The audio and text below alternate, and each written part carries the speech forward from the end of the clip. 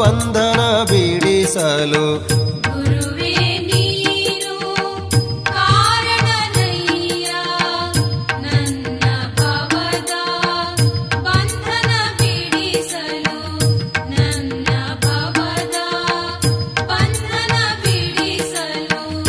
ಗುರುವೇ ನೀನು ಕಾರಣನಯ್ಯ, ಗುರುವೇ ನೀನು ಕಾರಣನಯ್ಯ. ಮಾಂಸಪಿಂಡ ಹೋಗಿ ಮಂತ್ರಪಿಂಡವಾಗಲು, ಮಾಂಸಪಿಂಡ ಹೋಗಿ ಮಂತ್ರಪಿಂಡವಾಗಲು ಗುರುವೇ ನೀನು ಕಾರಣನಯ್ಯ. ನನ್ನ ಭವದ ಬಂಧನ ಬಿಡಿಸಲು ಗುರುವೇ ನೀನು ಕಾರಣನಯ್ಯ. ನನ್ನ ಭವದ ಬಂಧನ ಬಿಡಿಸಲು, ನನ್ನ ಭವದ ಬಂಧನ ಬಿಡಿಸಲು.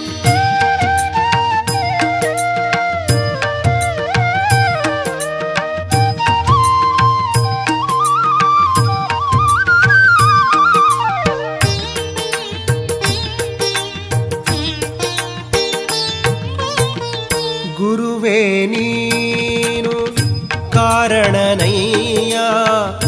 ಅಂಗಗುಣವು ಹೋಗಿ ಲಿಂಗಗುಣವು ಬರಲು ಗುರುವೇ ನೀನು ಕಾರಣನಯ್ಯ.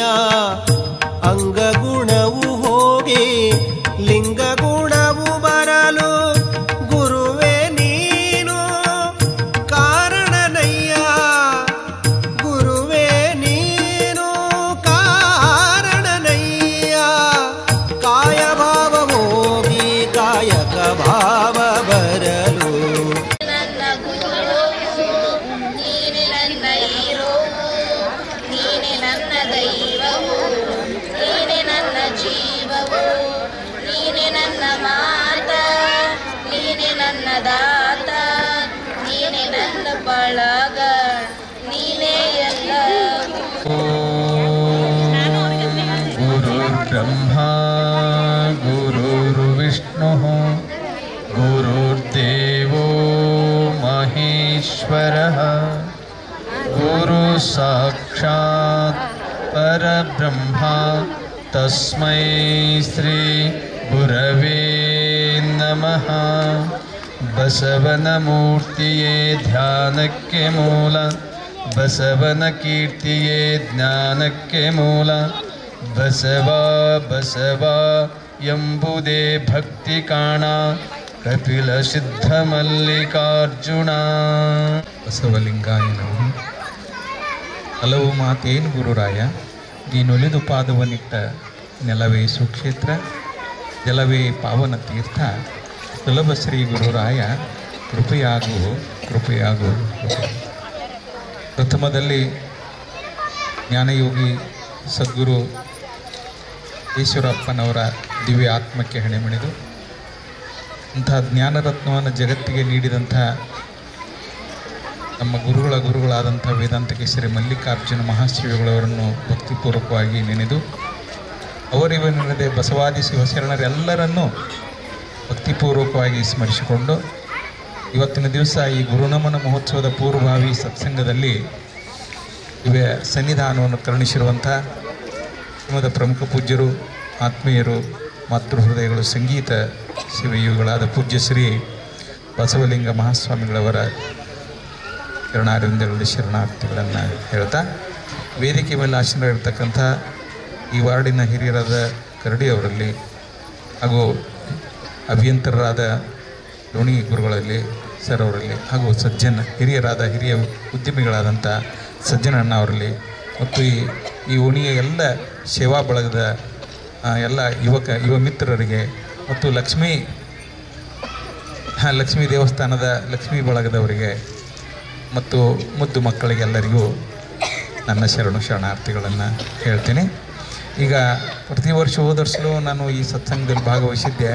ನಿಮ್ಮ ಉತ್ಸಾಹ ನೋಡಿದರೆ ನನಗಂತೂ ಹಿಡಿಸಲಾರ್ದಷ್ಟು ಸಂತೋಷ ಆಗಿದೆ. ಅಪ್ಪುಗಳ ಮೇಲೆ ಏನಾದರೂ ಭಕ್ತಿ ಹೆಂಗಿರಬೇಕು ಅಂತ ನೋಡಬೇಕಾದ್ರೆ ಬಹುಶಃ ಈ ಲಕ್ಷ್ಮೀ ನಗರಕ್ಕೆ ಬರಬೇಕೇನೋ ನನಗೆ ತಾಯಂದಿರು ಇಷ್ಟು ಉತ್ಸಾಹದಿಂದ ಅಲ್ಲಿ ಇದಕ್ಕೆ ಸಿದ್ದೇಶ್ವರ ಅಪ್ಪ ಅವರ ಸರ್ಕಲ್ಗೆ ವೃತ್ತಕ್ಕೆ ಬಂದು ಅಲ್ಲಿಂದ ಅಪ್ಪಗಳ ಭಾವಚಿತ್ರವನ್ನು ಉತ್ಸವದಲ್ಲಿ ತಗೊಂಡು ಮನೆಗೆಲ್ಲ ರಂಗೋಲಿಯನ್ನು ಬಿಡಿಸಿ ದೀಪಗಳನ್ನು ಬೆಳಗಿಸಿದ್ದು ನೋಡಿದರೆ ಬಹುಶಃ ಅಪ್ಪ ಅವರು ಇಲ್ಲಿ ನಮ್ಮ ಮಧ್ಯದಲ್ಲಿ ಇದ್ದಾರೆ ಅಂತ ಅನ್ನಿಸ್ತದೆ ನೋಡ್ರಿ. ನಾನು ಅವರು ಇದ್ದೇ ಅವರು ದೇಹ ರೂಪದಿಂದ ಇರಲಿಕ್ಕಿಲ್ಲ, ಆದರೆ ನಮ್ಮಲ್ಲಿ ಚೈತನ್ಯ ರೂಪದಿಂದ ನಮ್ಮೆಲ್ಲರನ್ನ ನಡೆಸ್ತಾ ಇದ್ದಾರೆ ಅನ್ನೋದನ್ನು ಈಗ ಒಬ್ಬರು ತಾಯಂದಿರು ಭಾಳ ಚೆನ್ನಾಗಿ ಹೇಳಿದರು.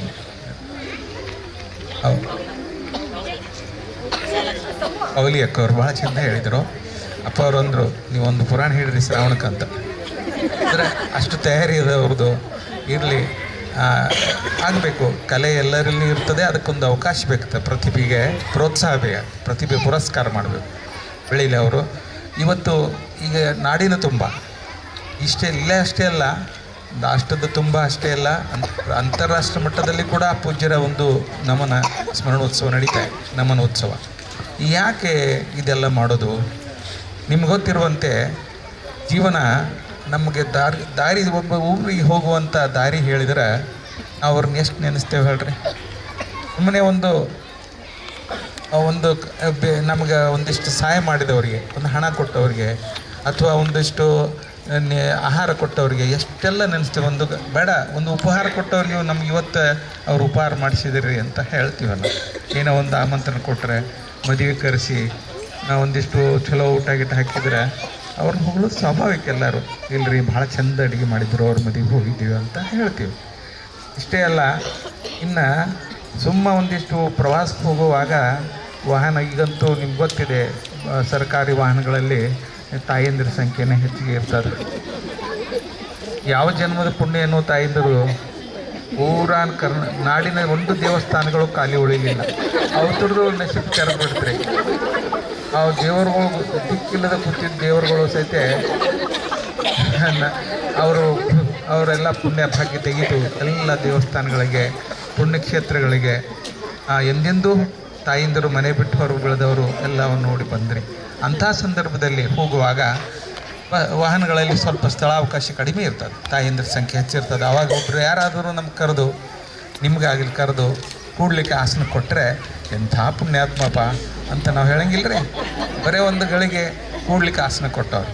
ವಿಚಾರ ಮಾಡಿರಿ, ನಮ್ಮ ಬಾಳನ್ನೇ ಬೆಳಗಿಸಿದಂಥ ಆ ಜ್ಞಾನ ಸೂರ್ಯನ ಎಷ್ಟು ನೆನೆಸ್ಬೇಕು ನೀವೇ ಹೇಳ್ರಿ? ಎಷ್ಟು ನೆನೆಸಿದರೆ ಸಾಧ್ಯನೇ ಇಲ್ಲ ಜೀವನದ ಕೊನೆ ಉಸಿರುವರೆಗೆ. ಹಂಗೆ ನಡೆಯ ಕಲಿಸಿದ ಬಸವ, ನುಡಿಯ ಕಲಿಸಿದ ಬಸವ, ಎಲ್ಲನೂ ಕಲಿಸಿದರು ಗುರುಗಳು ನಮಗೆ. ಇವತ್ತು ಅಪ್ಪಗಳ ಬಗ್ಗೆ ನಾವು ಏನು ಹೇಳಬೇಕಾಗಿಲ್ಲ, ನಿಮಗೆಲ್ಲರಿಗೂ ನಮ್ಗಿಂತ ಚೆನ್ನಾಗಿ ಗೊತ್ತಿದೆ. ಒಂದು ಸಲ ಗಾಂಧೀಜಿಯವರಿಗೆ ಯಾರ ಕೇಳಿದರು, ನಿಮ್ಮ ಸಂದೇಶ ಏನು ಅಂತ ಕೇಳಿದರು. ಒಬ್ಬ ಹುಡುಗ ಬಂದು ಕೊನೆಗೆ ಒಳ್ಳೆ ನಿಮ್ಮ ಪತ್ರಕರ್ತರಿಗೆ ಅಂತ ಇಟ್ಕೊಳ್ರಿ, ನಿಮ್ಮ ಸಂದೇಶ ಏನ್ರಿ ನಮ್ಗೆ ಅಂತ. ಅವರು ಇಷ್ಟೇ ಹೇಳಿಬಿಟ್ರು, ನನ್ನ ಬದುಕೇ ನಂದೊಂದು ಸಂದೇಶಪ್ಪ, ನಾನು ನಿಮ್ಗೆ ಏನು ಹೇಳಲಿ ಅಂತ ಅಂದ್ರಂತೆ. ನಾನು ಏನು ಅದೇನಿಲ್ಲ, ಅದೇನು ಅನ್ಸುತ್ತೆ. ಹಾಗೆ ಅಪ್ಪಗಳು ಏನು ಹೇಳಲಿಲ್ಲ, ಅವರ ನಡೆ ನುಡಿನೇ ನಮಗೊಂದು ಸಂದೇಶ ಆಗಿತ್ತು. ಅವ್ರು ಹೆಂಗೆ ನೋಡಿದ್ರೆ ನಮ್ಗೆ ಗೊತ್ತಿಲ್ಲ. ನಮಗೆ ಅವ್ರು ಹೇಳಿಲ್ಲ ಅವತ್ತು ಹಿಂಗೆ ಮಾಡಂತ ಒಂದು ದಿವಸ ಯಾರಿಗೂ ಹೇಳಿದ್ ನಾನಂತೂ ಕೇಳಿಲ್ಲ. ಹಿಂಗೆ ಮಾಡಿರಿ, ನೀವು ಹಿಂಗೆ ಮಾಡಿರಿ, ಹಂಗೆ ಮಾಡಿರಿ ಅಂತ. ಹಿಂಗೆ ಕೊಡ್ರಿ, ಹಿಂಗೆ ಹೋದ್ರಿ, ಹಿಂಗೆ ಹೋಗ್ರಿ, ಮಾಡಿರಿ, ಹೀಗೆ ಅದನ್ನೇ ಎಂದೂ ಮಾಡ್ತಿರ್ಲಿಲ್ಲ.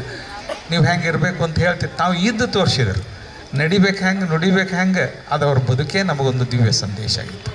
ಬೆಳಗ್ಗೆ ಹೇಳೋದು, ವಿಹಾರ ಮಾಡೋದು, ಆ ಬಳಿಕ ಚಿಂತನೆ ಮಾಡೋದು, ಈ ರೀತಿಯಾಗಿ ಪ್ರತಿಯೊಂದನ್ನು ಅಪ್ಪ ಅವರು ಬದುಕೆ ನಮಗೆ ದಿವ್ಯ ಮಾರ್ಗದರ್ಶಕವಾಗಿತ್ತು. ಅಂಥ ಒಂದು ದಿವ್ಯ ಜೀವನವನ್ನು ನಮಗೆ ಅಪ್ಪ ಅವರು ಕಣ್ಮುಂದೆ ಕಟ್ಟುವಂತೆ ಬದುಕಿ ತೋರಿಸಿದರು. ಅದಕ್ಕೆ ಅಪ್ಪಗಳಿಂದ ನಾವು ಕಲಿಬೇಕಾದ್ದೇನು, ಏನು ಕಲಿಬೇಕಾಗಿದೆ ಅಂತಂದು ಕೇಳಿದರೆ ಎಲ್ಲವನ್ನೂ ಅವರು ಕಲಿಸ್ಕೊಟ್ರು. ಬದುಕಿನಲ್ಲಿ ನುಡಿದರೆ ಮುತ್ತಿನ ಹಾರದಂತಿರಬೇಕಂತ ನಾವು ಹೇಳ್ತೀವಿ. ಅದರ ಅಪ್ಪಗಳು ಮುತ್ತಿನ ಹಾರನೇ ಅವರು. ಒಂದೊಂದು ಶಬ್ದ ಅವ್ರು ಕೇಳ್ತಾ ಇದ್ದರೆ ಮಕ್ಕಳಿಗೆ ತಾಯಿ ಮುತ್ತು ಮಾಡಿ ಉಣಿಸ್ದಂಗೆ ಆಗ್ತೈತೆ. ನಿಜವಾಗಿ ಹೇಳ್ಬೇಕಂದ್ರೆ ಅವ್ರು ಎಂದೂ ಜೋಗಳ, ಅವ್ರ ಪ್ರವಚನದಾಗ ಕೂತ್ರೆ ನಿದ್ದೆ ಹೆಂಗೆ ಬರ್ತಿತ್ತಂದ್ರೆ ನಮ್ಮ ಚಿಂತೆಲ್ಲ ಮರೆಯಾಗಿ ಹೋಗಿ ಆತ್ಮಾನಂದದಲ್ಲಿ ತೇಲಾಡುವಂತೆ ಆಗ್ತಿತ್ತು ರೀ, ತೇಲಾಡುವಂತೆ ಆಗ್ತಿತ್ತು. ಯಾವುದೋ ಆನಂದ ಸಾಗರದಲ್ಲಿ ಕೊಡ್ತಾನೆ. ತಾಯಿ ಜೋಗಳ ಹಾಡಿದರೆ ಮಗುಗೆ ಎಷ್ಟು ಆನಂದ ಆಗ್ತದೆ, ಅಂಥ ಆನಂದ. 10,000, 50,000 ಜನರೆಲ್ಲರೂ ಮಂತ್ರಮುಗ್ಧರಾಗಿ ಕೊಡೋದು. ತಾಯಿ ಮಕ್ಕಳಿಗೆ ಜೋಗುಳ ಹಾಡಿದಂಗೆ ಮತ್ತು ಏನಲ್ಲಿ ವೈಭವ ಇರಲಿಲ್ಲ, ಅಲಂಕಾರ ಇರಲಿಲ್ಲ, ಒಂದು ಹೃದಯದಿಂದ ಆ ಮಾತುಗಳು ಹೊರಬಿದ್ದರೆ ನಮ್ಮೆಲ್ಲರಿಗೂ ಯಾವುದೋ ದೇವಲೋಕದಲ್ಲಿ ನಿಲ್ಲಿಸೋದು. ಅದು ಅಪ್ಪ ಅವರ ಒಂದು ತಪಶಕ್ತಿ. ಹೀಗೆ ಬುದ್ಧಿಜೀವರು ಅಪ್ಪ ಅವರು ನಮ್ಮ ಬದುಕನ್ನು ಪಾವನಗೊಳಿಸಿದ್ರಲ್ಲ, ಅವ್ರ ಬದುಕೇ ನಮಗೊಂದು ಮಾರ್ಗದರ್ಶನ. ಇವತ್ತು ನಾಳೆ ಏನು 25ರಿಂದ ವಿಶೇಷ ಕಾರ್ಯಕ್ರಮ ನಡೀತದೆ, ಆವಾಗ ತಾವೆಲ್ಲರೂ ಅಲ್ಲಿ ಸಾಕ್ಷೀಕರಿಸಬೇಕು. ಇಲ್ಲಿ ನೀವು ಬರ್ತೀರಿ, ಪ್ರತಿ ವರ್ಷ ಬರ್ತೀರಿ, ನನಗೆ ಗೊತ್ತದು. ಅದಕ್ಕೆ ಅಪ್ಪಗಳ ಸಂದೇಶ ಏನಾಗಿತ್ತು ನಿಮಗೆಲ್ಲ ನಾನೆಲ್ಲ ಹೇಳೀನಿ. ಏನಂದ್ರೆ ಅವ್ರು ಹೇಳ್ತಿದ್ರು, ತಣ್ಣಗಿರಪ್ಪ ಅಂತ. ತಣ್ಣಗಿರ್ರಿ, ಏನು ಮಾಡಬೇಡ್ರಿ, ಎಲ್ಲ ಓದ್ರಿ, ಎಲ್ಲ ಗ್ರಂಥ ಓದ್ರಿ, ಕೇಳ್ರಿ, ಪುರಾಣ ಹೇಳ್ರಿ, ಪ್ರವಚನ ಮಾಡಿರಿ, ಯೋಗ ಮಾಡಿರಿ, ಎಲ್ಲ ಮಾಡಿರಿ. ಅದ್ರ ಎದಕ್ಕೆ ಮಾಡೋದು? ತಣ್ಣಗಿರಕ್ಕೆ. ಮತ್ತು ಎಲ್ಲ ಮಾಡಿ ನಮಗೆ ತಾಪ ಆಗ್ತಿದ್ದ ಮಾಡಿ ಏನು ಪ್ರಯೋಜನ? ಅಪ್ಪಗಳ ದಿವ್ಯ ಸಂದೇಶ ಜಗತ್ತಿಗೆ ತಣ್ಣಗಿರಿ ಅಂದರೆ ಶಾಂತರಾಗಿರಿ, ಸಂತೋಷವಾಗಿರಿ ಅಂತ. ಆ ಸ್ಥಿತಿ ಈಗ ನಿಮ್ಮಲ್ಲಿ ನಾನು ಕಾಣ್ತಾ ಇದ್ದೀನಿ. ಬದುಕಿನಲ್ಲಿ ಗುರು ಅಂತಕ್ಕಂಥವ ಎಷ್ಟು ದೊಡ್ಡವ ಅನ್ನೋದಕ್ಕೆ ಹೇಳಲಿಕ್ಕೆ ಸಾಧ್ಯ ಇಲ್ಲ. ಅಂಥ ಗುರುನಾಥ ನಿಮಗೆಲ್ಲ ಗೊತ್ತಿರುವಂತೆ ಯಾರೋ ನಾವು ಬಸವಣ್ಣನ ನೋಡಲಿಲ್ಲ, ಅಕ್ಕ ಮಹಾದೇವ್ ನೋಡಲಿಲ್ಲ, ಅಲ್ಲಂ ಪ್ರಭುದೇವ್ರು ನೋಡಿರಿ ಇಲ್ಲ, ಭಕ್ತಿ ಭಂಡಾರಿ ಬಸವಣ್ಣವ್ರು ಕಾಣಲಿಲ್ಲ. ನಾವು ಎಲ್ಲಿ 12ನೇ ಶತಮಾನ, ಇದು 21ನೇ ಶತಮಾನ. ಯಾರೋ ಒಬ್ಬರು ಕವಿ ಹೇಳಿದರು, 12ನೇ ಶತಮಾನದಲ್ಲಿ ಬಸವಣ್ಣರಿದ್ದರು, ಆ 12ನ್ನು ತಿರುಗಿ ಮಾರ್ಗ ಮಾಡಿದ್ರೆ 21 ಶತಮಾನಕ್ಕೆ ಆ ಬಸವಣ್ಣನೇ ಬುದ್ಧಿಶೀಲರಾಗಿ ಬಂದರು ಅಂತ ಒಂದು ಕವಿ ಭಾವನೆ. ಅದು ನಿಜವಾಗಿ ಕೂಡ ಆ ಭಾವನೆಗೆ ನಾವು ಬೆಲೆ ಕೊಡಬೇಕು. ಅಂಥ ಒಂದು ಪ್ರತಿರೂಪ ಎಲ್ಲರ ದರ್ಶನ ಕೊಟ್ಟು ಹೋಗಿದ್ದಾರೆ. ಅವ್ರ ಮಾತನ್ನು ಹೆಚ್ಚಿಗೆ ಹೇಳ್ದೇನೆ ಕೊನೆಯದೊಂದು ನಿಮ್ಗೆ ತಿಳಿಸ್ತಾ ಇರ್ತೀನಿ. ಇವತ್ತು ಹೇಳಲೇಬೇಕಾದ ಒಂದು ಮಾತು, ಅಪ್ಪಗಳ ಮೇಲಮನ್ನ ಎಲ್ಲ ಕಡೆ ಹೋದಲ್ಲಿ ಹೇಳ್ತೀನಿ. ನಾವು ನಗನಗ್ತಾ ಬದುಕಬೇಕು. ಏನು ಕಡಿಮೆ ಕೊಟ್ಟಾನು ಹೇಳಿದ್ರೆ ದೇವರು? ಸತ್ಯಂ ಶಿವಂ ಸುಂದರಂ ಸೃಷ್ಟಿ. ಇದು ಒಬ್ಬರಿಗೆ ಆಸ್ತಿ ಹೆಚ್ಚಿರ್ಬೋದು, ಒಬ್ರು ಆಸ್ತಿ ಕಡಿಮೆ ಇರ್ಬೋದು, ಒಬ್ರು ಭಾಳ ಎತ್ತರ ಇರ್ಬೋದು, ಒಬ್ರು ಕುಳ್ಳಗಿರ್ಬೋದು, ಅವ್ರು ಭಾಳ ಬೆಳ್ಳಗಿರ್ಬೋದು, ಒಬ್ರು ಭಾಳ ಕಪ್ಪಿಗಿರ್ಬೋದು. ಯಾವ ಬೆಳ್ಳಗೂ ಉಳಿದಲ್ಲಿ ಯಾವ ವಿಶ್ವಸುಂದರಿ ಅಂತ ಅದಾರ ಒಬ್ಬರು. ಯಾರದಾರ ಗೊತ್ತಿಲ್ಲ, ನನ್ನಂತಕ್ಕೆ ನೀವು ಕೇಳಿರ್ತೀರಿ. ಅವರು ಎಷ್ಟು ವರ್ಷ ವಿಶ್ವಸುಂದರಿ ಇರ್ತಾರೆ? ಒಂದ ದಿನ ಮರುದಿವಸ ಅವ್ರ ಮೂಲಿಗೆ ಮತ್ತೊಬ್ಬರು ವಿಶ್ವಸುಂದರಿ ಬರ್ತಾರೆ. ಅದು ಯಾವುದು ಶಾಶ್ವತ ಅಲ್ಲ. ಯಾವುದು ಶಾಶ್ವತ? ನಿಮ್ಮಲ್ಲಿರ್ತಕ್ಕಂಥ ಗುರುಭಕ್ತಿ ಅದಲ್ಲ, ಇದು ಎಂದೆಂದೂ ಅದು ಶಾಶ್ವತ. ಅಂತರಂಗದಲ್ಲಿ ಏನೋ ಒಂದು ಭಕ್ತಿ ಇದೆ, ತಾಯಿ ಬಗ್ಗೆ, ತಂದೆ ಬಗ್ಗೆ, ಮಕ್ಕಳ ಮೇಲೆ, ಮನೆ ಮೇಲೆ, ಕುಟುಂಬದ ಮೇಲೆ, ದೇಶದ ಮೇಲೆ ಆ ಏನು ಶ್ರದ್ಧೆ ಪ್ರೇಮ ಇಟ್ಟಿರಲ್ಲ, ಅದು ಎಂದೆಂದೂ ನಾಶವಾಗಲಾರ್ದಂಥ ಸಂಪತ್ತು. ಅದನ್ನು ಗಳಿಸ್ಬೇಕು. ಅದಕ್ಕೆ ಅಪ್ಪಗಳು ಹೇಳ್ತಾ ಇದ್ದರು, ಇಲ್ಲಿ ನಾವು ಹೆಚ್ಚು ಕಡಿಮೆ ಇರ್ಬೋದು, ಇವಾಗ ಏನು ಕೊಡ್ತಿಲ್ಲ, ನೀವೆಲ್ಲ ಇಷ್ಟು ಚಂದ ಹಾಡ್ತೀರಿ ಮಾಡ್ತೀರಿ. ಗುರುಗಳು ಹಾಡ್ಲಿಕ್ಕತ್ತರಂದ್ರೆ ನಮ್ಮ ಆಶ್ರಮದ 2 ಗಾನ ಕೋಗಿಲೆಗಳು ಮತ್ತು ಬಸವಲಿಂಗ ಅಪ್ಪಗಳು ಮತ್ತು ಈ ಮಹೇಶಾನಂದ ಅಪ್ಪಗಳು ಅಂತ ಹೇಳ್ತಿದ್ದರು. ಈಗ ಮತ್ತು ಸಂಗಮ ದೇವರೊಬ್ಬರು ಹಾಡ್ತಾ ಇದ್ದಾರೆ, ಸಂಗಮೇಶ್ ಸ್ವಾಮಿಗಳು, ಎಲ್ಲರೂ ಇದ್ದಾರೆ. ಆದರೆ ಅವ್ರಂಗೆ ನಮ್ಗೆ ಹಾಡ್ಲಿಕ್ಕೆ ಬರ್ತದನ್ನು ಹೇಳ್ರಿ? ಇಲ್ಲ. ಬರ್ದಿದ್ರು ಕೇಳಕ್ಕೆ ಬರ್ತದಲ್ಲ, ಹೌದಿಲ್ಲ? ಈಗ PT ಉಷಾ ಓಡ್ತಿದ್ರಪ್ಪ, ಹೆಂಗೂ ಓಡೋದ್ರಿ, ಚಿನ್ನದ ಇದು ಕೊಟ್ರಂತ ಅವ್ರ ಪಾದರಕ್ಷೆ. ನಿಮ್ಗೆ ಯಾರು ಕೊಟ್ಟಾರ್ರಿ ಚಿನ್ನದ ಈಗ ಅವ್ರಂಗೆ ಓಡಕ್ಕೆ ಬರೋಂಗಿಲ್ಲ, ನೋಡಕ್ಕೆ ಬರ್ತದಲ್ಲ, ನೋಡ್ಲಿಕ್ಕೆ 2 ಕಣ್ಣು ಕೊಟ್ಟಿದ್ದಾನೆ. ಅದಕ್ಕಾಗಿ ನಾವು ದೇವ್ರನ್ನ ಎಷ್ಟು ನೆನೆಸಿದ್ರು ಕಡಿಮೆನೇ. ಇಷ್ಟೆಲ್ಲ ಚೆಂದ ಕೊಟ್ಟನಲ್ಲ, ಈ ಸತ್ಯಂ ಶಿವಂ ಸುಂದರಂ ಸೃಷ್ಟಿ ಕೊಟ್ಟಂತಹ ಪರಮಾತ್ಮ ಮಾತನಾಡಲಿಕ್ಕೆ ಕಲಿಸಿಕೊಟ್ಟ, ನಾಲಿಗೆ ಕೊಟ್ಟ, ಆ ಬಳಿಕ ಸವಿಯನ್ನು ಕಣ್ಣು ಕೊಟ್ಟ, ಇಡೀ ಜಗತ್ತನ್ನು ನೋಡಲಿಕ್ಕೆ ಮನಸ್ಸು ಕೊಟ್ಟ, ಎಲ್ಲರನ್ನ ಪ್ರೀತಿಸಲಿಕ್ಕೆ. ಇಂಥ ಪರಮಾತ್ಮನ ಏನೂ ಕೊರತೆ ಮಾಡಿಲ್ಲ. ಒಂದಿಷ್ಟು ಹೆಚ್ಚು ಕಡಿಮೆ ಇರ್ಬೋದು, ಪ್ರಶ್ನೆ ಇಲ್ಲ. ಆದರೆ ನಮಗೆ ಬದುಕನ್ನು, ಯಾವ ಬದುಕಿನ ಬೆಲೆಯನ್ನು ಕಟ್ಟಲಿಕ್ಕಾಗಲ್ಲ. ಇಡೀ ಜಗತ್ತಿನಲ್ಲಿ ಎಲ್ಲದರ ಬೆಲೆ ಕಟ್ಬೋದು. ನಿಮ್ಮ ಈಗ ಅಂಬಾನಿಯವರೊಂದು ಮನೆ ಕಟ್ಟ, one of the biggest house in the world. ಇಡೀ ಜಗತ್ತಿನಲ್ಲೇ ದೊಡ್ಡ ಮನೆ ಇರ್ಬೋದು. ಅವನ ಮನೆ ಮೇಲೆ ಏರೋಪ್ಲೇನ್ ಇಳಿತಾವಂತ, ನಮ್ಮ ಮನೆ ಮೇಲೆ ಗುಬ್ಬಿ ಬಾರ್ಲಿಕ್ಕೆ ಕಾಯಿಗೆರು ಬಂದು ಕೊಡ್ತವೆ ಸಾಕು. ಗುಬ್ಬಿ ಆ ವಿಮಾನ ಮಾತಾಡೋಂಗಿಲ್ಲ, ವಿಮಾನ ಹಾಡೋದಿಲ್ಲ, ಗುಬ್ಬಿ ಹಾಡ್ತವೆ, ಗಿಳಿ ಮಾತಾಡ್ತದೆ, ಸವಿ ಇರಲಿ. ನಾನೇನು ಹೇಳೋದು, ಇದು ದೊಡ್ಡದಲ್ಲ. ಆದರೆ ಇಷ್ಟೆಲ್ಲನೂ ನಮಗೆ ಎಂದೆಂದೂ ಯಾರಿಗೆ ಗಾಂಧೀಜಿ ಬುದ್ಧನಿಗೆ ಕೊಟ್ಟಂಥ ಬದುಕು, ಭಕ್ತಿ ಭಂಡಾರಿ ಬಸವಣ್ಣನಿಗೆ ಸಿಕ್ಕಂಥ ಬದುಕು, ವೈರಾಗ್ಯನಿದೆ ಅಕ್ಕಮಹಾದೇವಿಗೆ ಸಿಕ್ಕಂಥ ಬದುಕೇ ನಮಗೆ ದೇವರು ಕೊಟ್ಟಲ್ಲ. ಇದಕ್ಕಿಂತ ದೊಡ್ಡದಿನ ಏನು ಕೊಡಬೇಕು? ಎಲ್ಲರಿಗೂ ಇಂಥ ಜಗತ್ತಿನಲ್ಲಿ ಎಲ್ಲರಿಗೂ ಕೊಡು ದೇವತೆಗಳು ನೀಡಿದಂಥ ದೇಹವನ್ನು ನಮಗೆ ಕೊಟ್ಟಾನ. ಇದರ ಮೇಲೆ ನಾವು ಅಪ್ಪಗಳು ಕೊನೆಗೆ ಹೇಳ್ತಿದ್ರು, ಏನೂ ಕೊರತೆ ಇಲ್ಲ ಜಗತ್ತಲ್ಲಿ, ನಿನ್ನ ಮನಸ್ಸಿನಲ್ಲಿ ಕೊರತೆ ಅದ, ಮನಸ್ಸು ತುಂಬಿಕೋ, ಜಗತ್ತೆಲ್ಲ ನಿನಗೆ ಸುಂದರವಾಗಿ ಕಾಣ್ತದೆ ಅಂತಿದ್ರು. ಮನಸ್ಸು ಸುಂದರ ಆದರೆ ಜಗತ್ತೇ ಸುಂದರ, ಮನಸ್ಸೇ ಸುಂದರ ಆಗದಿದ್ರೆ ಜಗತ್ತಾಸ ಏನಿದ್ರೂ ನಮಗೆ ಸಂತೋಷ ಕೊಡೋಂಗಿಲ್ಲ. ಆಗ ಮನಸ್ಸು ಸುಂದರ ಆಯ್ತಂದ್ರೆ ನಿಮ್ಮ ಮಕ್ಕಳು ನಿಮ್ಗೆ ಚೆಂದ ಕಾಣ್ತಾರೆ, ನಿಮ್ಮ ಮನೆ ಚೆಂದ ಕಾಣೋದು. ಮನಸ್ಸು ಆಸೆ ಇತ್ತಂದ್ರೆ ಅವ್ರ ಮನೆಯೊಟ್ಟು ದುಡ್ದು ಓಯಪ್ಪ ನಮ್ಮ ಮನೆ ಸಣ್ಣದಾಗ್ತದೆ, ನಮ್ಮ ಮಕ್ಕಳು ಸಣ್ಣವ್ರು. ಇಲ್ಲ, ನಮ್ಮ ಮನಸ್ಸು ದೊಡ್ಡದಾಯ್ತಂದ್ರೆ ಇಡೀ ಜಗತ್ತೇ ದೊಡ್ಡದಾಗ್ತದೆ. ಇಂಥ ಒಂದು ಮನಸ್ಸನ್ನು ಅಪ್ಪಗಳು ನಮ್ಗೆ ನೀಡಿದರು. ಅವ್ರು ಹೇಳ್ತಿದ್ದದ್ದು ಒಂದು ಮಾತನ್ನು ಹೇಳಿ ಮುಗಿಸ್ತೀನಿ. ಹೊರಗೆ ಹೋಗಾಗ ಇಂಥ ಜಗತ್ತಿನೊಳಗೆ ಸತ್ಯಂ ಶಿವಂ ಸುಂದರಂ ಸೃಷ್ಟಿಯನ್ನು ನೀಡಿದಂಥ ಈ ಭಗವತ್ ಸೃಷ್ಟಿಯಲ್ಲಿ ಯಾವಾಗಲೂ ನಗನಗುತ್ತಾ ಬದುಕ್ರಪ್ಪ, ನಕ್ಕೋತಿರ್ರಿ ಅಂತ ಹೇಳಿ ಕಲಿಸಿ ಹೋದರು. ಅದಕ್ಕೆ ಒಂದು ಉದಾಹರಣೆ ಹೇಳಿದ್ದು ನಿಮ್ಗೆ ಗೊತ್ತಿರ್ಬೋದು. ಎಂದೂ ಮುಖದ ಮೇಲೆ ನಿಮ್ಗೆ ಬೇಸರ ಅಥವಾ ಏನೂ ನಿರಾಸೆ ಬರಬಾರ್ದು, ಯಾವ ಸಂದರ್ಭದಲ್ಲೂ ಬರಬಾರ್ದು. ಬೇಕಾದ ಬಂದದ್ದೆಲ್ಲ ಬರಲಿ, ಗುರು ಗೋವಿಂದನ ಕೃಪೆ ಹೊಂದಿರಲಿ. ಅದಕ್ಕೆ ನಗನಾಗ್ತಾ ಹೋಗಿರ್ಬೇಕು, ಬದುಕಿರಿ ಅಂತ ಕಲಿಸಿದ್ರು. ಅತ್ತೆ ಬೈಲಿ, ಗಂಡ ಬೈಲಿ, ಮಾವ ಬೈಲಿ, ಮಕ್ಕಳಿಗೆ ಮತ್ತು ಬೈಲಕ್ಕೆ ಅವ್ರು ನಿಂತಾರೆ. ಮತ್ತೊಂದು ಅವ್ರ ಉದ್ಯೋಗ ಇಲ್ಲ ಅವ್ರಿಗೆ. ಕೆಲವ್ರಿಗೆ ಬೈದರೆ ಹೊಟ್ಟು ತುಂಬ್ತದೆ, ಗೊತ್ತದ? ಅದಕ್ಕೆ ಅವ್ರು ಯಾರೋ ಸಿಗಲಿ ಕಸಬರಿಗೆ ಬೈತಾರೆ. ಏನು ಮಂಡ ಕಸ ನಾನು ಮಾಡಿದ್ದಾರೆ, ಬೈದ್ರೆ ಹೊಟ್ಟು ತುಂಬ್ತೈತೆ, ಇನ್ನೇನು ಮಾಡೋದು? ಅದಕ್ಕೆ ಅವ್ರು ಬೈದರೂ ನಕ್ಕೋತಿರೋಣ, ಹೊಗಳಿದ್ರು ನಕ್ಕೋತಿರೋಣ. ಅಪ್ಪಗಳು ಹೇಳಿದ ಮಾತು ನಿಮ್ಗೆ ಗೊತ್ತಿರಲಿ. ಹೊರಗೆ ಹೋಗಾಗ ಮನೆಗೆ ಲಗ್ನಕ್ಕೆ ಹೋಗ್ರಿ, ಸಂತಿಗೆ ಹೋಗ್ರಿ, ಕನ್ನಡಿ ಮುಂದೆ ನಿಂದಿರೋಣ. ಅವರು ಎದಕ್ಕೆ ಹೇಳ್ರಿ? ಮೇಕಪ್ ಮಾಡ್ಕೊಳಕ್ಕಲ್ಲ, ನಿಮ್ಮ ಮುಖದ ಮೇಲೆ ನಗೆ ಇತ್ತು ಇಲ್ಲಿ ನೋಡ್ರಿ, ನಗೆ ಇದ್ದರು ಹೊರಗೆ ಹೋಗ್ರಿ, ಇಲ್ಲಿದ್ದಾರೆ ಕೌದಿ ಹೊಚ್ಕೊಂಡು ಮಕ್ಕಳ್ರಿ. ಹೊರಗೆ ಹೋಗ್ಬೇಡ್ರಿ, ನಿಮ್ಮ ನಗು ಮುಖ ತಗೊಂಡು ಹೊರಗೆ ಹೋಗ್ರಿ, ಎಲ್ಲರನ್ನ ನಗನಗಿಸ್ತಾ ಇರ್ರಿ. ಇದು ಅಪ್ಪುಗಳ ಸಂದೇಶ. ಅಂಥ ಒಂದು ದಿವ್ಯ ಸಂತಸದ ಸಂದೇಶ ನೀಡಿದಂಥ ಗುರುದೇವರನ್ನ ಜನ್ಮಾಂತರದಲ್ಲಿ ನಾವು ಮರೆಯೋದು ಬೇಡ ಅಂತ ಹೇಳ್ತಾ, ಇವತ್ತಿನ ಈ ಕಾರ್ಯಕ್ರಮ ಯಶಸ್ವಿಗೊಳಿಸಿದಂಥ ಲಕ್ಷ್ಮೀನಗರದ ಎಲ್ಲ ಲಕ್ಷ್ಮೀ ಬಳಗದ ತಾಯಂದಿರಿಗೆ ಮತ್ತು ಇಲ್ಲಿ ಕುಳಿತಂಥ ಹಿರಿಯರಿಗೆ, ಪರಮ ಪೂಜ್ಯ ಗುರು ಬೃಂದುಗಳಾದ ಬಸವಲಿಂಗ ಅಪ್ಪಗಳವರಿಗೆ ಅನಂತ ಕೋಟಿ ಪ್ರಣಾಮ. ಆಶೀರ್ವಚನ ಆಗ್ತದೆ. ಮಡಿಕೆಯ ಮಾಡುವಡೆ ಮಣ್ಣೆ ಮೊದಲು, ತೊಡಿಗೆಯ ಮಾಡುವಡೆ ಹೊನ್ನೆ ಮೊದಲು, ಶಿವಪಥವನರಿವಡೆ ಗುರುಪಥವೇ ಮೊದಲು, ಕೂಡಲ ಸಂಗಮ ದೇವರ ನರಿವಡೆ ಚರಣರ ಸಂಘವೇ ಮೊದಲು.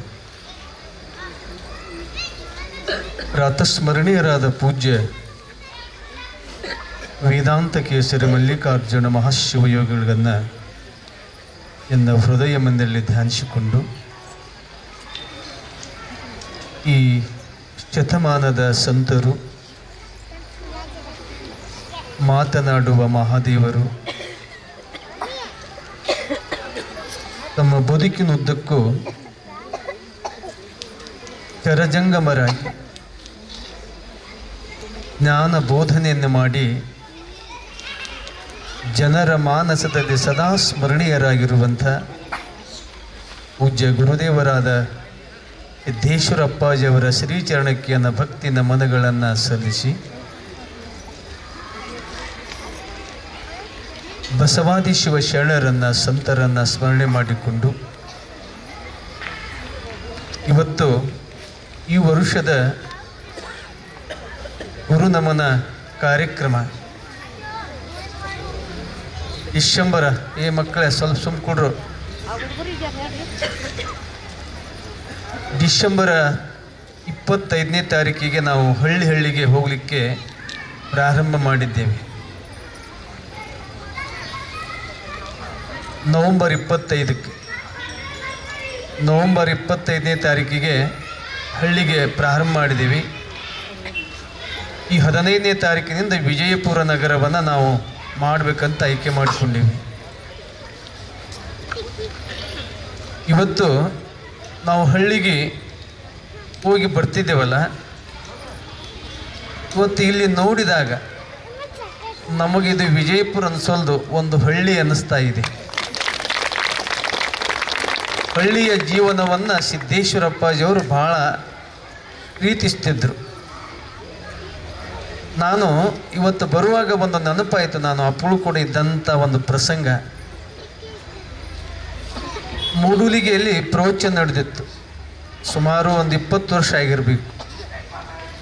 ಮೂಡೂಲಿಗೆಯಲ್ಲಿದ್ದರು ಅಪ್ಪಗಳು. ದೀಪಾವಳಿ ಅಮಾವಾಸ್ಯೆ ಅದೇ ವರ್ಷ ಅವರ ಆ ಪ್ರವಚನಕ್ಕೆ ಅಲ್ಲೇ ಇದ್ದರು, ಅವತ್ತೇ ಬಂದಿತ್ತು.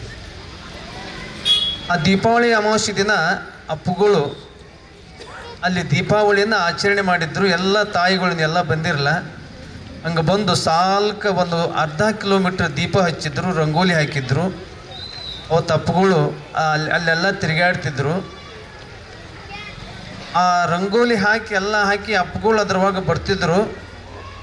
ಅಪ್ಪುಗಳು ನಾವು ಮುಂದೆ ಮಾಡಿ ಹಿಂದಿದ್ದೇವೆ, ಒಂದು 4-5 ಮಂದಿ ಸ್ವಾಮಿಗಳಿದ್ದೇವೆ. ಅಪ್ಪುಗಳಿದ್ರೆ ನೀವು ಮುಂದೆ ಹೋಗ್ರತ್ ನಮ್ಮ ಮುಂದಕ್ಕೆ ಹಾಕಿ ಅವ್ರು ಹಿಂದೆ ಬರ್ತಿದ್ರು. ಇವತ್ತು ಅಪ್ಪುಗಳು ಫೋಟೋದ ಮೇಲೆ ಇದ್ದರು.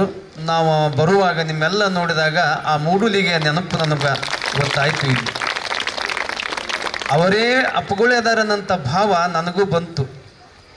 ಆ ನೆನಪು ನನಗೆ ಇವತ್ತು ತಂದು ಕೊಟ್ಟಂಥವರು ಈ ಎಲ್ಲ ಅಕ್ಕನ ಬಳಗದವರಿಗೆ ನಾನು ಧನ್ಯವಾದಗಳನ್ನು ಹೇಳ್ತಾ ಇದ್ದೇನೆ. ಇವತ್ತು ನಿಮ್ಮೂರಲ್ಲಿ ಪ್ರಾರಂಭವಾದದ್ದು ಇವತ್ತೇ, ಅಂದರೆ ವಿಜಯಪುರ ನಗರದಲ್ಲಿ ಬಹಳ ಸುವ್ಯವಸ್ಥಿತವಾಗಿ ತಾವು ಮಾಡೀರಿ. ಮೊನ್ನೆ ಬಂದು ಹೇಳಿದರು ನಮ್ಮ ಚಿಂತಾಮಣಿ ಮೇಡಮ್ ಅವ್ರ ಜೊತೆಗೆ 4-6 ಮಂದಿ ಹೆಣ್ಮಕ್ಳು ಬಂದಿದ್ದರು. ಭಾಳ ಚೆನ್ನಾಗಿ ಮಾಡಿದ್ದೀರಿ. ಇವತ್ತು ಈ ಗುರುನಮನ ಮಹೋತ್ಸವದ ಈ ಕಾರ್ಯಕ್ರಮದ ವೇದಿಕೆ ಮೇಲೆ ಆಸೀನರಾಗಿರುವಂಥ ನಮ್ಮ ಜ್ಞಾನಯೋಗ ಫೌಂಡೇಶನ್ ಅಂತ ಒಂದಿದೆ ಆಶ್ರಮದಲ್ಲಿ, ನೀವೆಲ್ಲ ನೋಡಿರಿ, ಗ್ರಂಥ ಪುಸ್ತಕ ಎಲ್ಲ ಮಾರಾಟ ಮಳಿಗಿದೆ ಅಲ್ಲ. ಅದಕ್ಕೆ ಒಂದು ಶಕ್ತಿಯನ್ನು ತುಂಬಿದವರು ತಮ್ಮ ಸಾಹಿತ್ಯದಿಂದ ಅಪ್ಪಗಳ ಗ್ರಂಥಗಳನ್ನು ಬರೆದು ಆ ಮಳಿಗೆಗೆ ಇವತ್ತು ಶಕ್ತಿಯನ್ನು ತುಂಬಿದವರು ಪೂಜ್ಯ ಶ್ರದ್ಧಾನಂದ ಮಹಾಸ್ವಾಮಿಗಳು ಅನ್ನೋಂಥದ್ದು ಹೇಳಿಕೆ. ಅಂಥ ಪೂಜ್ಯರಾದ ಪೂಜ್ಯ ಡಾಕ್ಟರ್ ಶ್ರದ್ಧಾನಂದ ಮಹಾಸ್ವಾಮಿಗಳ ಸನ್ನಿಧಾನಕ್ಕೆ ಶರಣಾರ್ಥಿಗಳನ್ನು ಹೇಳುತ್ತಾ, ಇವತ್ತು ಈ ವಾರ್ಡ್ ನಂಬರ್ ಸದಸ್ಯರಾಗಿರುವಂಥ MS ಕರಡಿ ಅವರಿಗೂ ಕೂಡ ಶರಣಾರ್ಥಿ ಹೇಳಿ,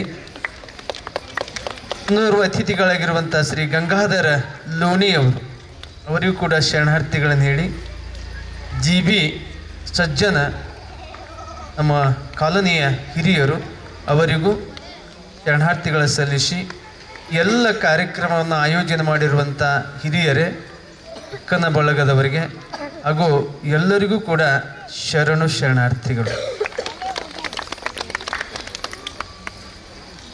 ಆಗಲೇ ನಮ್ಮ ತಂಗಿ ಭಾಳ ಸುಂದರವಾದ ಮಾತನ್ನಾಡಿದರು. ಅವ್ರ ಹೆಸರೇನ್ರಿ?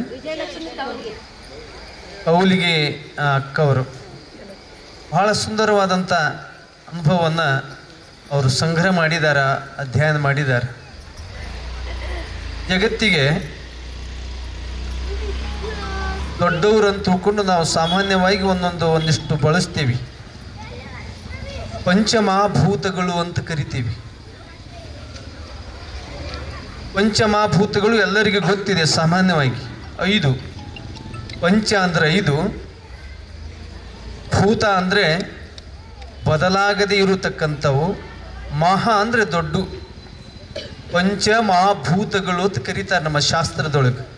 ಪಂಚ ಅಂದರೆ 5, ಮಹಾ ಅಂದರೆ ದೊಡ್ಡದು, ಭೂತ ಅಂದರೆ ಬದಲಾಗದೇ ಇರುವಂಥವು, ಯಾವಾಗಲೂ ಬದಲಾಗುವುದಿಲ್ಲ.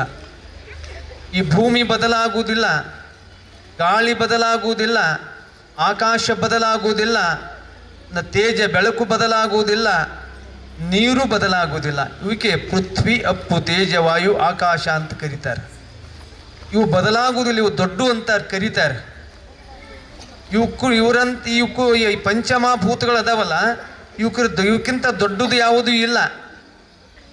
ಈ ಪಂಚಮಹಾಭೂತದಲ್ಲಿರುವಂಥ ಸೂರ್ಯ ಚಂದ್ರರದಲ್ಲ, ಇವರಂಥ ದೊಡ್ಡವರು ಯಾರೂ ಇಲ್ಲ. ಯಾಕೆ ಅಂತ ಕೇಳಿದ್ರೆ, ಈ ಪೃಥ್ವಿಯನ್ನು ಬೆಳಗುವಂಥ ತಾಕತ್ತು ಯಾರಿಗಿದೆ? ನಮ್ಮ ಲೈಟ್ಗಳು ಇಷ್ಟು ಕತ್ಲ ಕಡೆಯಕ್ಕೆ ಅವಕ್ಕೆ ರಗಡ್ ಆಗ್ಯದ್ರಿ. ಈಗ ಏನಿಷ್ಟು ಕತ್ತಲಕ್ಕೆ ಬೆಳಕು ಕೊಡೋದೇ ಅದಕ್ಕೆ ಸಾಕಾಗ್ಯದ. ಆದರೆ ಈ ಜಗತ್ತಿಗೆ ಈ ಭೂಮಿ ಮೇಲೆ ಒಂದು ಕತ್ತಲೆ ಅಂತ ಬಂದದೀಗ. ಆ ಬೆಳಕು ಹೋಗಿ ಕತ್ತಲನ್ನು ಹೋಗಿ ಬೆಳಕನ್ನು ಕೊಡುವ ತಾಕತ್ತು ಯಾರಿಗಿದೆ ಅಂತ ಕೇಳಿದ್ರೆ, ಒಬ್ಬ ಸೂರ್ಯ ದೇವನಿಗಿದೆ. ಸೂರ್ಯ ಉದಯ ಆದಂದ್ರೆ ಜಗತ್ತಿನ ಕತ್ತಲೆ ಹೋಗ್ತದೆ, ಎಲ್ಲ ಕಡೆ ಪ್ರಕಾಶ ಬೀರ್ತದೆ, ಕೋಳಿ ಕೂಗ್ತಾವ, ರೈತ ಹೇಳ್ತಾನ, ಹೆಣ್ಮಕ್ಳು ಬೀಸ್ತಾರ, ಹಾಡ್ತಾರ, ಲೋಕದ ವ್ಯವಹಾರ ನಡೀತದೆ. ಅದಕ್ಕೆ ಅಕ್ಕ ಮಹಾದೇವಿ ಒಂದು ಕಡೆ ಹೇಳ್ತಾಳ, ಲೋಕದ ಚೇಷ್ಟೆಗೆ ರವಿ ಬೀಜವಾದಂತೆ, ಕರಣಗಳ ಚೇಷ್ಟೆಗೆ ಮನವೇ ಬೀಜ, ಎನಗುಳ್ಳುವುದೊಂದು ಮನ ನಿಮ್ಮಲ್ಲಿ ಒಡಬೆರೆದ ಬಳಿಕ ಎನಗೆ ಭವ ಉಂಟೆ ಚೆನ್ನ ಮಲ್ಲಿಕಾರ್ಜುನ ಅಂತ ಹೇಳ್ತಾರೆ. ಲೋಕದ ವ್ಯವಹಾರ ನಡಿಬೇಕಾದ್ರೆ ರವಿ ಉದಯವಾಗಬೇಕು, ಮನಸ್ಸಿನ ಮಲಿನ ತೊಳಿಬೇಕಾಗಿತ್ತಂದ್ರೆ ಒಬ್ಬ ಜ್ಞಾನಯೋಗಿ ಸಿದ್ದೇಶ್ವರಪ್ಪ ಅಂತ ಗುರು ಬೇಕಾಗ್ತಾ ಇದೆ ಅನ್ನೋಂಥ ಮಾತನ್ನು ಹೇಳ್ತೀವಿ. ಮನದಲ್ಲಿ ಮೈಲಿಗೆ ಅದ ನಮ್ಮದು, ನಮ್ಮ ಮನಸ್ಸದ ಅದು ಹೊಲಸಾಗ್ತದೆ. ನಮ್ಮ ಬಟ್ಟೆಯನ್ನು ನೀರಿನಿಂದ ತೊಳಿಬಹುದು, ಮೈ ಹೊಲಸಾದ್ರೆ ಅನ್ನೊಂದು ಸ್ವಲ್ಪ ಏನಾದರೂ ನೀರಿನಿಂದ ಸೋಪ್ ಹಚ್ಚಿ ತೊಳ್ಕೋಬಹುದು. ಮನಸ್ಸದಲ್ಲ, ಮನಸ್ಸು ಹೊಲಸಾಗ್ತದೆ. ನಮ್ಮ ಮನಸ್ಸೇನು ಯಾರ ಮನಸ್ಸೇನು? ಯಾಕೆ ಅಂದರೆ ಕಾಮ ಕ್ರೋಧ ಲೋಭ ಮೋಹ ಮದ ಮತ್ಸರದ ಎಲ್ಲವೂ ಕೂಡಿ ನಮ್ಮ ಮನಸ್ಸು ಹೊಲಸಾಗ್ತದೆ. ಈ ಹೊಲಸಾದ ಮನಸ್ಸನ್ನು ಯಾವ ತಾಯಿ ತಂದೆಯನ್ನು ತೊಳಿಲಿಕ್ಕೆ ಸಾಧ್ಯವಾಗುವುದಿಲ್ಲ, ಯಾವ ಬಂಧು ಬಾಂಧವರಿಗೆ ತೊಳಿಲಿಕ್ಕೆ ಸಾಧ್ಯವಾಗುವುದಿಲ್ಲ. ನಮ್ಮ ಮನಸ್ಸು ಹೊಲಸಾಗಿತ್ತಂದ್ರೆ ವಿಷಯಾದಿಗಳಿಂದ ಹೊಲಸಾಗ್ತದೆ. ಅದನ್ನು ಸ್ವಚ್ಛ ಮಾಡುವ ತಾಕತ್ತು ಜಗತ್ತಿನೊಳಗೆ ಈ ಜಗತ್ತನ್ನು ಬೆಳಗುವ ಸೂರ್ಯನಿಗೂ ಇಲ್ಲ, ನಮ್ಮ ಮನಸ್ಸಿನ ಹೊಲಸನ್ನು ತೆಗಿಲಿಕ್ಕೆ.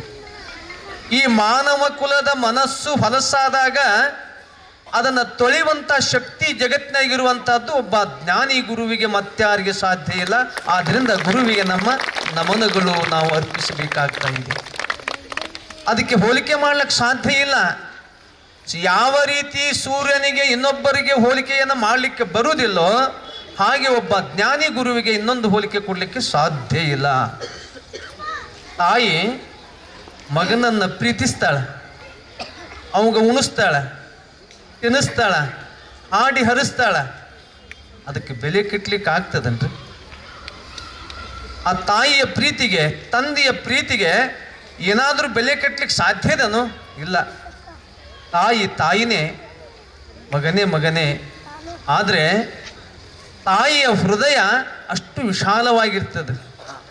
ಆದ್ದರಿಂದ ತಾಯಿಯ ಗುಣವನ್ನು ಇನ್ನೊಬ್ಬರಿಗೆ ತಾಯಿಯ ಋಣವನ್ನು ಏನು ಕೊಟ್ಟರು ನಮಗೆ ತೀರಿಸ್ಲಿಕ್ಕೆ ಆಗುವುದಿಲ್ಲಲ್ಲ, ಹಾಗೆ ಗುರುವಿನ ಋಣವನ್ನು ನಮಗೆ ತೀರಿಸಲಿಕ್ಕೆ ಸಾಧ್ಯವಾಗುವುದಿಲ್ಲ. ಯಾಕೆ? ಯಾರು ಮಾಡದಂಥ ಕಾರ್ಯವನ್ನು ನಾವು ಮಾಡ್ತಾನೆ. ಭವ ಬಂಧನ ಅಂತ ನಾವು ಕರಿತೀವಿ, ದುಃಖ ಅಂತ ಇದಕ್ಕೆ ದುಃಖ ಅಂತ ಕರೀತಾರೆ. ನಮಗೆ ಎರಡು ದುಃಖದಾವ. ಯಾವುದು? ಒಂದು ಜನನ, ಇನ್ನೊಂದು ಮರಣ. ಎರಡು ದುಃಖ, ದುಃಖ. ಉಳ್ಕಾದ ದುಃಖವನ್ನು ನಾವು ಕಳೀತಾನ. ಡಾಕ್ಟರ್ ನಮಗೇನೋ ಹೊಟ್ಟೆ ಒಲೆ ತೊಂದರೆ ಇತ್ತಂದ್ರೆ ಆಪರೇಷನ್ ಮಾಡಿ ತೆಗಿತಾನ. ಒಂದಿಷ್ಟು ಕಾಲು ಮುರಿದಿತ್ತಂದ್ರೆ ಮತ್ತೆ ಜೋಡಿಸ್ತಾನ. ಎಲ್ಲವನ್ನೂ ಮಾಡ್ತಾನ ಡಾಕ್ಟರ್. ಆದರೆ ಈ ಜನನ ಮತ್ತು ಮರಣ ಅನ್ನಂಥದ್ದು ಇದನ್ನು ಡಾಕ್ಟರ್ ಬಿಡಿಸ್ಲಿಕ್ಕೆ ಸಾಧ್ಯವಾಗುವುದಿಲ್ಲ. ಅದಕ್ಕೊಬ್ಬ ಕವಿ ಹೇಳ್ತಾನ, ಡಾಕ್ಟರ ಏನಾದರೂ ಆದರೆ ಈ ಚರ್ಮಕ್ಕೆ, ಈ ದೇಹಕ್ಕೆ ಮ್ಯಾಲೆ ಮಾಡ್ತಾನೆ ವಿನಃ ಮನದ ಮೈಲಿಗೆಯನ್ನು, ಈ ದೇಹವನ್ನು, ಜನನ ಮರಣದ ದುಃಖವನ್ನು ಡಾಕ್ಟರಿಗೆ ಬಿಡಿಸೋಕ್ಕಾಗುವುದಿಲ್ಲ. ಅಂತ ವೈದ್ಯ ಏನು ಮಾಡ್ತಾನಂದ್ರೆ ಮ್ಯಾಲೆ ನಮ್ಮ ಶರೀರಕ್ಕೆ ಬಂದ ರೋಗವನ್ನು ನಿವಾರಣೆ ಮಾಡ್ತಾನ. ಆದರೆ ಭವರೋಗವನ್ನು ಕಳೆಯುವಂಥ ತಾಕತ್ತು ಜಗತ್ತಿನೊಳಗಿರುವಂಥದ್ದು ಅದು ಗುರುವಿಗೆ. ಅದಕ್ಕೆ ಜಗತ್ತಿಗೆ ಗುರುವಿಗೆ ತಲೆಬಾಗಬೇಕಾಗ್ತದೆ. ಅದಕ್ಕೆ ಮಹಾದೇವಿ ಅಕ್ಕ ಹೇಳ್ತಾ ಇದ್ದಾಳೆ, ನರ ಜನ್ಮವ ತೊಡೆದು ಹರ ಜನ್ಮವ ಮಾಡಿದ ಗುರುವೇ, ಭವಬಂಧನವ ಬಿಡಿಸಿ ಪರಮ ಸುಖವ ತೋರಿದ ಗುರುವೇ, ಭವಿ ಎಂಬುದ ತೊಡೆದು ಭಕ್ತಳೆಂದೆನಿಸಿದ ಗುರುವೇ, ಆ ಚನ್ನಮಲ್ಲಿಕಾರ್ಜುನನ ತಂದು ಎನ್ನ ಕೈವಶಕ್ಕೆ ಕೊಟ್ಟ ಗುರುವೇ, ಶರಣು ಶರಣಾರ್ಥಿ ಅಂತ ನೋಡ್ರಿ. ಆಕೆ ಏನು ಕೊಡ್ಲಿಕ್ಕೆ ಹೋಗ್ಲಿಲ್ಲ, ಏನು ಕೊಡ್ಲಿಕ್ಕೆ ಹೋಗ್ಲಿಲ್ಲ. ನಾನು ಹೇಳ್ತಾಳೆ ಮಹಾದೇವಿ ಅಕ್ಕ, ಭವಬಂಧನವ ಬಿಡಿಸಿ. ಭವಬಂಧನ ಅಂದ್ರೇನು? ಜನನ. ಆ ಮಗುವಿಗೆ ಗೊತ್ತು, ತಾಯಿಯ ಗರ್ಭದಿಂದ ಹೊರಗೆ ಬರುವಾಗ ಆ ಮಗುವಿಗೆ ಏನಷ್ಟು ತ್ರಾಸಾಗ್ಯದ ಅಂದು ನಮಗೆ, ಆ ತಾಯಿಗೆ ಗೊತ್ತು, ಮಗುವಿಗೆ ಗೊತ್ತು. ನಾವು ಪೇಡೆ ಹಂಚೋರಿಗೆ ಗೊತ್ತಾಗುವುದಿಲ್ಲ, ಪೇಡೆ ಹಂಚೋರಿಗೆ ಗೊತ್ತಾಗುವುದಿಲ್ಲ. ಅದು ಒಂದು ದುಃಖ, ಅದು ಒಂದು ದುಃಖ. ತಾಯಿ ಅದಕ್ಕೆ ಒಬ್ಬ ಕವಿ ಹೇಳ್ತಾನ, ನನ್ನ ಜನ್ಮದೊಂದಿಗೆ ನಿನ್ನ ಪುನರ್ಜನ್ಮವಾಯಿತಮ್ಮ, ನನ್ನ ಹೆರಿಗೆ ಆಗುವಾಗ ನಿನ್ನ ರಕ್ತ ನದಿಯಾಗಿ ಹರಿಯುತ್ತಮ್ಮ, ತಾಯಿ ನಿನ್ನ ಉಪಕಾರವನ್ನು ಬಣ್ಣಿಸಲು ಸಾಧ್ಯವೇ ಅಂತ ಕವಿ ಬರಿತಾನಲ್ಲ. ಹಾಗೆ ಆ ಮಗು ಹುಟ್ಟಿ ಬೆಳೆದು ಇರುವಂಥದ್ದೇನಿದೆಯಲ್ಲ, ನಮಗೆ ಬಹಳ ಸಂತೋಷ, ಅದು ದುಃಖ. ಅದೇ ಮರಣ ಇದೆಯಲ್ಲ, ಅದು ಒಂದು ದುಃಖ. ಈ ಎರಡು ಭವಬಂಧನ ಅಂತ ಕರೀತಾರ. ಇವೆರಡು ಬಂಧನ ಬಿಡಿಸಿದಲ್ಲ ಗುರುವೇ ಅಂತ ಮಹಾದೇವಿ ಅಕ್ಕ ಗುರುವಿಗೆ ತನ್ನ ಕೃತಜ್ಞತೆಯನ್ನು ಸಲ್ಲಿಸ್ತಾಳೆ. ಭವಬಂಧನವ ಬಿಡಿಸಿ ಪರಮ ಸುಖವ ತೋರಿದ ಗುರುವೇ, ಭವಬಂಧನವ ಬಿಡಿಸಿ. ನಾನು ನಂದು ಅನ್ನಂತ ಈ ಬಂಧನದಲ್ಲಿ ನಾವು ಬಿದ್ದೇವಿ. ಭೂಮಿ ನನ್ನದು, ಶೀಮಿ ನಮ್ಮದು, ಹೆಣ್ಣು ನಮ್ಮದು, ಮಣ್ಣು ನಮ್ಮದು, ಹೊನ್ನು ನಮ್ಮದು ಅಂತ ಈ ಮಮಕಾರದಲ್ಲಿ ಮುಳುಗಿ ಹೋಗಿದ್ದಾನೆ ಜಗತ್ತು. ಮನುಷ್ಯ ಈ ಇದರೊಳಗೆ ಮುಳುಗಿ ಹೋಗಿದ್ದಾನೆ. ಈ ಮನುಷ್ಯ ಈ ಮಮಕಾರದಲ್ಲಿ ಏನು ಮುಳುಗಿ ಹೋಗ್ಯಾನಲ್ಲ, ಈ ಮುಳುಗಿ ಹೋದವನನ್ನ ಮ್ಯಾಲೆ ಎತ್ತಿ ಆ ಪರಮಾತ್ಮನತ್ತ ಹೋದು ನಮ್ಮನ್ನು ಮುಕ್ತಿಯ ಪದಕ್ಕೆ ಒಯ್ಯುವ ಯಾರು ಅಂತ ಕೇಳಿದ್ರೆ ಸದ್ಗುರುನಾಥ ಬಿಟ್ಟು ಮತ್ಯಾರಿಗೆ ಸಾಧ್ಯ ಇಲ್ಲ. ಅದಕ್ಕೆ ಬಸವಣ್ಣ ಹೇಳಿದ, ಗುರುವೇ ತಾಯಿ, ಗುರುವೇ ತಂದೆ, ಗುರುವೇ ಬಂಧು ಬಳಗವು. ತಂದೆ ನೀನು, ತಾಯಿ ನೀನು, ಬಂಧು ನೀನು, ಬಳಗ ನೀನು, ನೀನಲ್ಲದೆ ಮತ್ತಾರೂ ಇಲ್ಲವಯ್ಯ ಕೂಡಲ ಸಂಗಮ ದೇವ ಅನ್ನುವಂತೆ ಗುರುವಿನ ಋಣವನ್ನು ತೀರಿಸುವುದು ಬಹಳ ಕಷ್ಟದ. ಅದಕ್ಕೆ ಏನಿಲ್ಲ, ಗುರು ಹೇಳಿದಂತೆ ನಾವು ನಡೆಯುವುದೇ ಅವನಿಗೆ ಸಲ್ಲಿಸುವಂಥ ದೊಡ್ಡ ಗೌರವ, ದೊಡ್ಡದು ಒಂದು ಋಣ. ಅದನ್ನು ತೀರ್ಸಕ್ಕೆ ಸಾಧ್ಯವಾಗುವುದಿಲ್ಲ ನಮ್ಮ ಸಂತೋಷಕ್ಕಾಗಿ ನಾನು. ಅದಕ್ಕೆ ನಮ್ಮ ಕೌಲಿ ತಂಗಿಯವರು ಹೇಳುವಾಗ ಮಾತು ಒಂದು ನೆನಪು ಬತ್ತು. ಬಸವಣ್ಣ ಕಲ್ಯಾಣದಲ್ಲಿ ಲಿಂಗ ಪೂಜೆ ಮಾಡ್ಕೋತ ಕೂತಿರ್ತಾನೆ.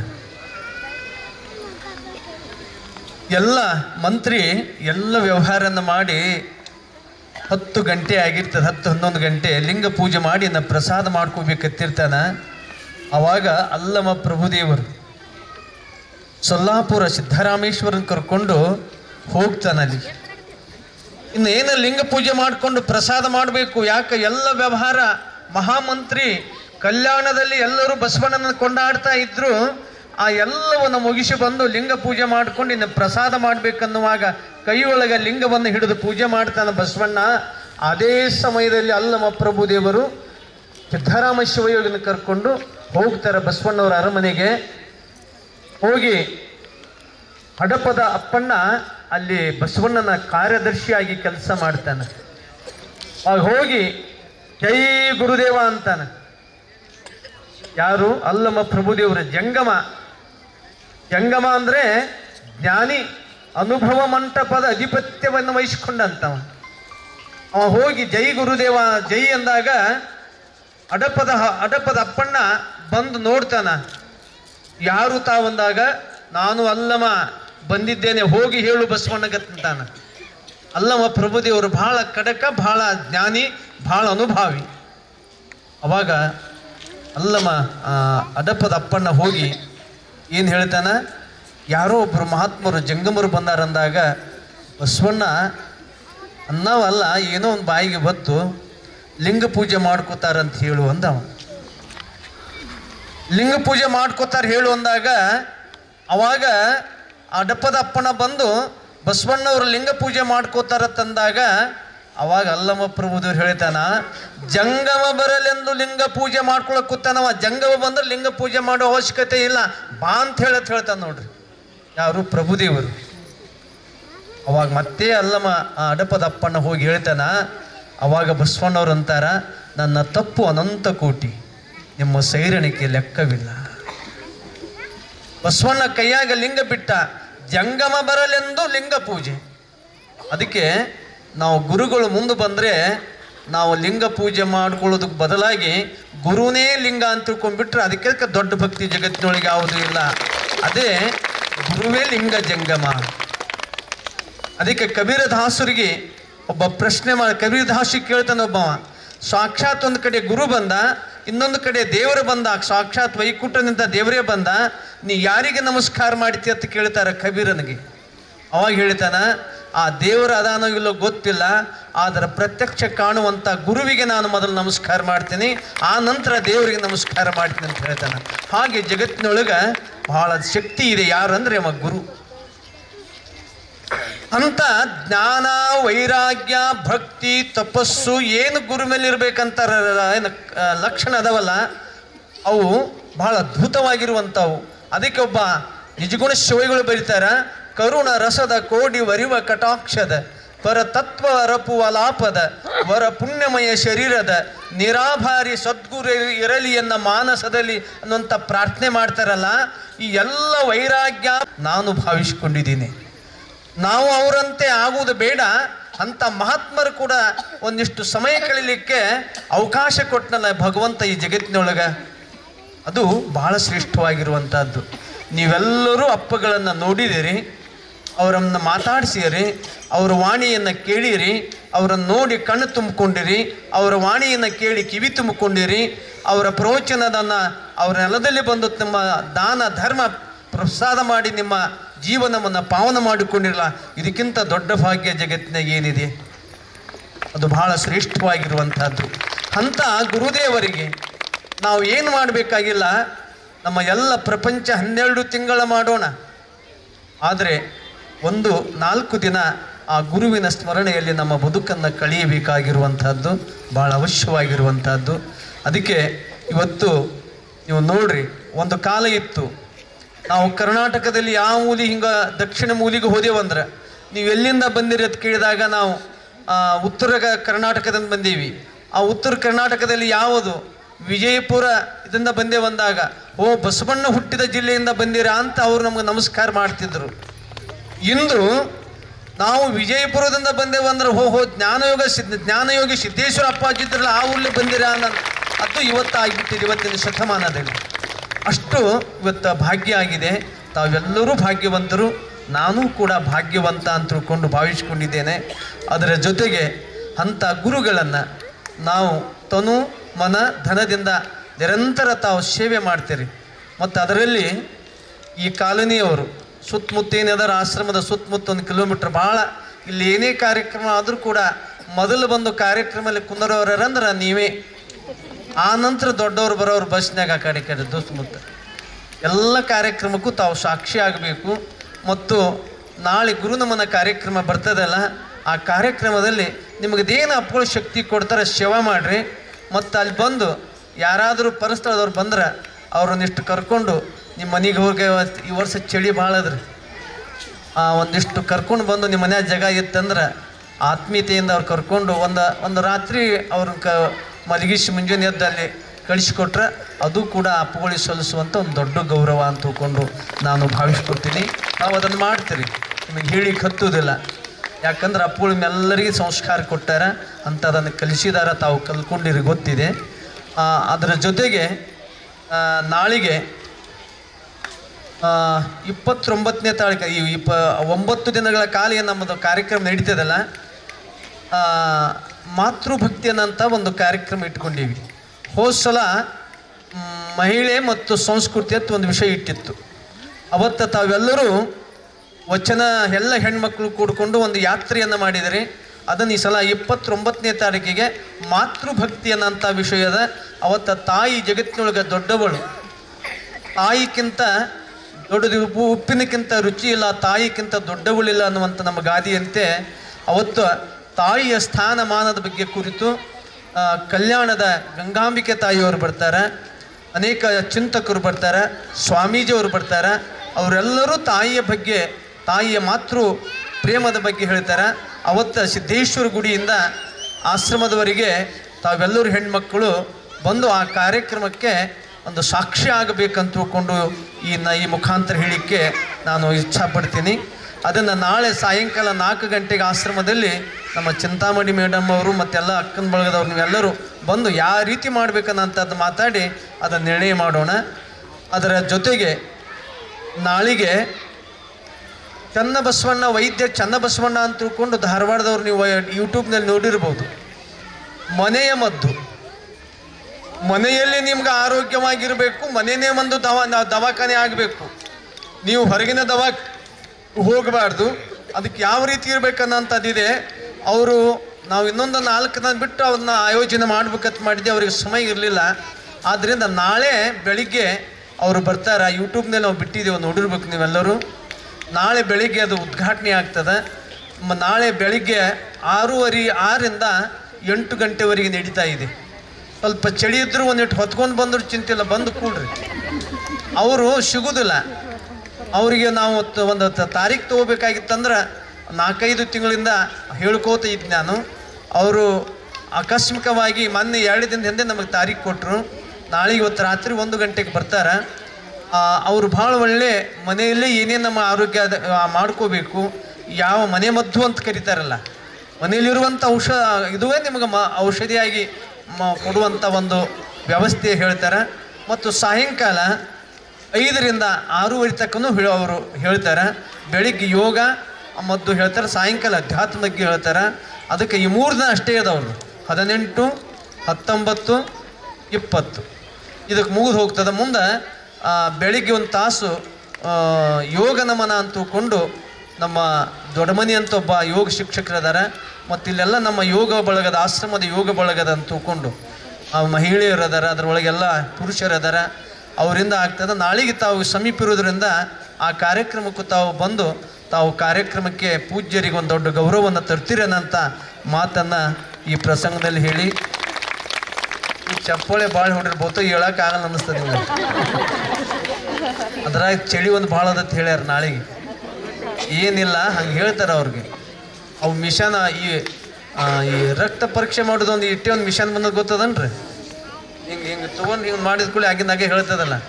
ಒಬ್ರಿಗೆ ಹೋಗಿದ್ದೀವಿ ದವಾಖಾನೆಗೆ, ಅದು ನಿಮಗೆ ಶುಗರ್ ಅಂತ ಹೇಳಿಬಿಟ್ರು. ಅವ್ರ ಸ್ವಾಮಿಗಳು ಅಲ್ಲೇ ಹೊತ್ಕೊಂಡು ಬಿದ್ದುಬಿಟ್ರು. ಅವ್ರು ಒಂದಾಡ್ಸಿ ಚೆಕ್ ಮಾಡಿದೆವು, ಇಲ್ರಿ ನಮ್ಮ ಮಿಷನ್ ಕೆಟ್ಟದಂತ ಹೇಳಿದ್ರು ಅವರು.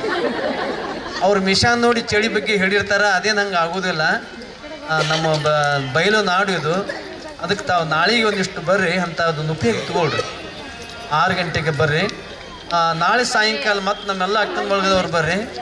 ಒಂದು 29ನೇ ತಾರೀಕಿಗೆ ಏನೇನು ಮಾಡೋದು, ಯಾವ ರೀತಿ ಮಾಡೋದ ಅಚ್ಚುಕಟ್ಟಾಗಿ ಅದು ಇಡೀ ಕರ್ನಾಟಕ ತುಂಬ ಅಷ್ಟೇ ಅಲ್ಲ, ಅದು ಹೊರದೇಶಕ್ಕೂ ಹೋಗ್ತದೆ. ಅದು ವಿಡಿಯೋ ಆಗ್ತದೆ, ಎಲ್ಲ ಆಗ್ತದೆ. ಅಪ್ಪಳದೊಂದು ಜ್ಞಾನ ಹೆಂಗೆ ಹೋಗ್ಯದಲ್ಲ ಹಂಗೆ ಸಾಕ್ಷಿ ಆಗ್ತೀರಿ ಅನ್ನೋಂಥ ಮಾತನ್ನು ನಾಳೆಗೆ ಮಾತಾಡೋಣ. ಇವತ್ತಿನ ದಿನ ತಾವೆಲ್ಲ ಭಾಳ ಅಚ್ಚುಕಟ್ಟಾಗಿ ಭಾಳ ಸುಂದರವಾಗಿ ತಾವು ಮಾಡಿದಿರಿ. ನಿಮಗೆ ಬೆಲೆ ಈ ಮಾಡಿರಲ್ಲ, ಈ ಭಕ್ತಿಗೆ ಬೆಲೆ ಕಟ್ಟಲಿಕ್ಕೆ ಆಗೋದಿಲ್ಲ. ಅದು ಅಪ್ಪುಗಳು ನಿಮ್ಮೆಲ್ಲರಿಗೆ ಆಶೀರ್ವಾದ ಮಾಡಿದಾರ ಅನ್ನೋಂಥದ್ದನ್ನು ಈ ಪ್ರಸಂಗದಲ್ಲಿ ಹೇಳೋಕ್ಕಿಂತ ಈ ಕಾರ್ಯಕ್ರಮವನ್ನು ಮತ್ತು ನೀವೆಲ್ಲರೂ ಹೆಣ್ಮಕ್ಳು ಬೌದ್ಧರು ಆಯೋಜನೆ ಮಾಡಿರಿ. ಮ್ಯಾಗ ಮಾತ್ರ ನಮ್ಮನ್ನು ಕುಂದಿರ್ಸಿರಿ. ನೀವು ಯಾರೂ ಮ್ಯಾಗ ಬಂದಿಲ್ಲ. ಎಲ್ಲ ಮಾಡಿ ಮನ್ಯಾಗೂ ಕೂಡ ನೋಡ್ರಿ ನೀವು. ಈಗ ಹೆಂಗದ ಗೊತ್ತಿಲ್ಲ, ನಾವು ಸಣ್ಣರಿದ್ದ ನೋಡ್ತಿದ್ದೀವಿ.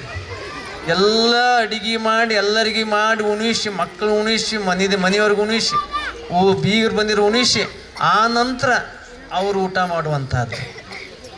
ಮತ್ತು ಹಳ್ಳಿಯಲ್ಲಿ ಬೆಳಿಗ್ಗೆ ಎದ್ದು ಅವ್ರು ಅಡುಗೆ ಮಾಡಿ ಎಲ್ಲರಿಗೂ ಉಣಿಸಿ ಬುತ್ತಿ ಕಟ್ಟಿಕೊಂಡು ಮತ್ತೆ ಹೊಲಕ್ಕೆ ಹೋಗಿ ಗಂಡನ ಕೂಡ ಸೇವೆ ಮಾಡುವಂಥ ಕೆಲಸ ಮಾಡುವಂಥ ಹೆಣ್ಮಕ್ಕಳು ನಮ್ಮ ಹಳ್ಳಿ ಒಳಗಿದ್ದರು. ಮತ್ತು ಅವರು ಹಳ್ಳಿ ಏನು ಬಿತ್ತಿ ಬೆಳೆದೆಲ್ಲ ಏನು ಗಳೆ ಹೊಡಿದು ಎಲ್ಲ ಮಾಡಿ ಬಂದು ಅವರು ಎತ್ತುಗಳು ಕಟ್ಟಿ ಆರಾಮ್ ಕುಂದ್ರವರು ಮತ್ತು ಹೆಣ್ಮಕ್ಳು ಸಾಯಂಕಾಲ ಅಡುಗೆ ಮಾಡಬೇಕು. ಆ ಪದ್ಧತಿ ಇತ್ತು.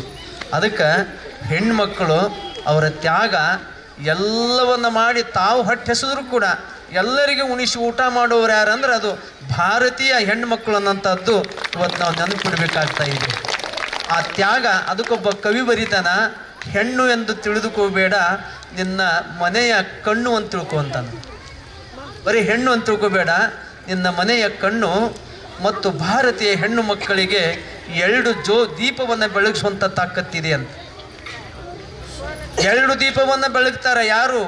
ಒಂದು ಹುಟ್ಟಿದ ಮನೆಯ ದೀಪವನ್ನು ಬೆಳಗ್ತಾರೆ. ಹುಟ್ಟಿದ ಮನೆಯ ದೀಪ ಯಾವಾಗ ಬೆಳಗ್ತದಂದ್ರೆ ಅತ್ತಿ ಮನೆಯಲ್ಲಿ ಬಂದು ಆ ಹೆಣ್ಮಗಳು ಆಕೆಯ ಆಚಾರ ವಿಚಾರ ಎಲ್ಲ ನೋಡಿಕೊಂಡು ಓಣ್ಯಾನ ಹಿರಿಯರು ಎಲ್ಲ ಬಂಧು ಬಾಂಧವರು ಎಂಥ ಹೆಣ್ಮಗಳವ, ಈ ಮಗಳು ಹೇಮರೆಡ್ಡಿ ಮಲ್ಲಮ್ಮ ನಮ್ಮ ಮನೆಗೆ ಬಂದಾಳ, ಈ ಹೆಣ್ಮಗಳಿಗೆ ಜನ್ಮ ಕೊಟ್ಟ ತಾಯಿ ತಂದಿ ಎಂಥ ಪುಣ್ಯಾತ್ಮರು ಅಂದ್ರೆ ಅದು ತವರ ಮನೆಯ ಜ್ಯೋತಿ ಬೆಳಗದಂಗೆ.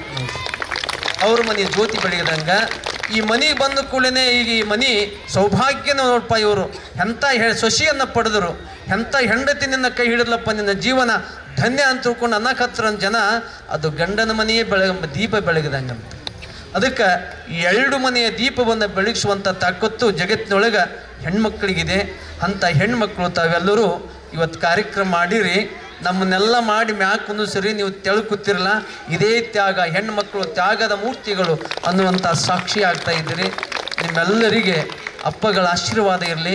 ತಾವೇನು ಮಾಡ್ತಿಲ್ಲ ಸೇವೆ, ಇದು ನಿರಂತರ ಆಗಲಿ ಅಂತ ತಿಳ್ಕೊಂಡು ಹಾರೈಸುತ್ತಾ ಈ ಕಾರ್ಯಕ್ರಮದಲ್ಲಿ ಮೇಲೆ ಕೂತಂಥ ಎಲ್ಲ ನಮ್ಮ ಶ್ರದ್ಧಾನಂದ ಮಹಾಸ್ವಾಮಿಗಳು ಬಹಳ ಸುಂದರವಾದಂಥ ಮಾತನ್ನಾಡಿದ್ದಾರೆ, ಪ್ರವಚನ ಮಾಡಿದ್ದಾರೆ.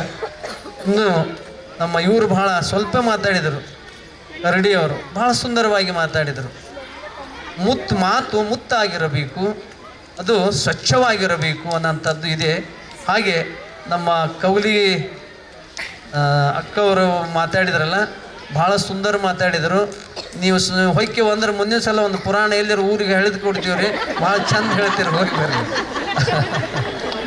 ಇಲ್ಲ, ಅದೊಂದು ಕಲೆ ದೇವ್ರು ಕೊಟ್ಟಿರ್ತಾನ, ಅದು ಬಳಸ್ಕೋಬೇಕು ನಾವು. ನಮಗೆ ದೇವರು ಒಂದಷ್ಟು ಚಲೋ ಧ್ವನಿ ಕೊಟ್ಟಾಗ ಹಾಡಬೇಕು, ನಮಗೆ ಮಾತಾಡೋ ಕಲೆ ಬಂದರೆ ಮಾತಾಡಬೇಕು. ಬೇಡ ನಮಗೆ ಏನೂ ಆಗಲ್ಲ ಅಂದ್ರೆ ನಾವು ಕಸ ಹೊಡಿತೀನಂದ್ರೆ ಅದಕ್ಕಿಂತ ದೊಡ್ಡ ಸೇವೆ ಯಾವುದಿಲ್ಲ ಜಗತ್ತಿನೊಳಗೆ.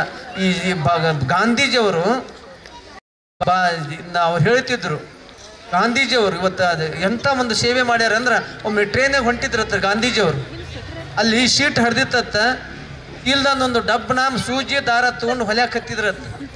ಅಲ್ಲೇ ಕೂತಂತ ನಮ್ಮಂತ ಒಬ್ಬ ಪ್ಯಾಸೆಂಜರ್ ಕೇಳಿದ, ನಿಮಗೆ ಎಷ್ಟು ಪಗಾರ ಕೊಡ್ತಾರ ಅಂತ ಕೇಳಿದಂತ ಗಾಂಧೀಜಿಯವ್ರಿಗೆ. ಗಾಂಧೀಜಿಯವ್ರಿಗೆ ಹೇಳಿದರು, ನಾವು ಪಗಾರಕ್ಕಾಗಿ ಮಾಡವಲ್ಲ, ಇದು ಸ್ವಲ್ಪ ಹರಿದದ, ಇನ್ನೊಂದು ತಿಂಗಳು ಬಿಟ್ಟು ಈ ಶೀಟ ಬಾದಕ್ಕದ, ಇದಕ್ಕೆ ಇದು ನನ್ನ ಟ್ರೇನ, ಭಾರತೀಯ ಟ್ರೇನ, ನಾನು ಸೇವಾ ಮಾಡ್ತೀನಂತ ಮನೋಭಾವನೆಯನ್ನು ಹೇಳಿದಂತ ಗಾಂಧೀಜಿಯವರು. ಆದ್ದರಿಂದ ಅವರು ರಾಷ್ಟ್ರಪಿತ ಆದರು, ದೇಶಕ್ಕೆ ಸ್ವಾತಂತ್ರ್ಯ ತಂದು ಕೊಟ್ರಲ್ಲ. ಹಾಗೆ ದೇವರು ನಮಗೆ ಈ ಸ್ವಚ್ಛತೆ ಮಾಡುವಂಥ ಗುಣ ಕೊಟ್ಟು ಅದನ್ನು ಮಾಡೋಣ, ಹಾಡುವ ಗುಣ ಬಂದರೆ ಅದು ಮಾಡೋಣ. ನಮ್ಮಲ್ಲಿ ಒಂದಿಷ್ಟು ದುಡಿದು ಒಂದಿಷ್ಟು ನಾಲ್ಕು ಸಂಪತ್ತು ಗಳಿಸಿದ್ದೇವೆ, ಕೊಡು ಗುಣ ಇದ್ದರೆ ಕೊಟ್ಟು ಆನಂದ ಪಡೋದು. ದೇವರು ಏನೇನು ಕೊಟ್ಟಾನಲ್ಲ ಅದನ್ನೆಲ್ಲವನ್ನು ಕೊಟ್ಟು ಆನಂದ ಪಡುವುದೇ ನಿಜವಾದ ಧರ್ಮ. ಅದನ್ನು ನಾವೆಲ್ಲ ಮಾಡ್ತೀವಿ ಅನ್ನೋಂಥ ಮಾತನ್ನು ನೀವೆಲ್ಲರೂ ಮಾಡಿರಿ. ಅದನ್ನು ನೋಡಿ ಗುರುಗಳಿಗೆ ಅಪ್ಪಗಳಿಗೆ ಭಾಳ ಆನಂದ ಆಗ್ಯದ. ಅವ್ರ ಹೆಣ್ಮಕ್ಳು ಅಂದ್ರೆ ಭಾಳ ಭಾಳ ಭಾಳ ಕರುಣೆ ಅಪ್ಪಗಳಿಗೆ.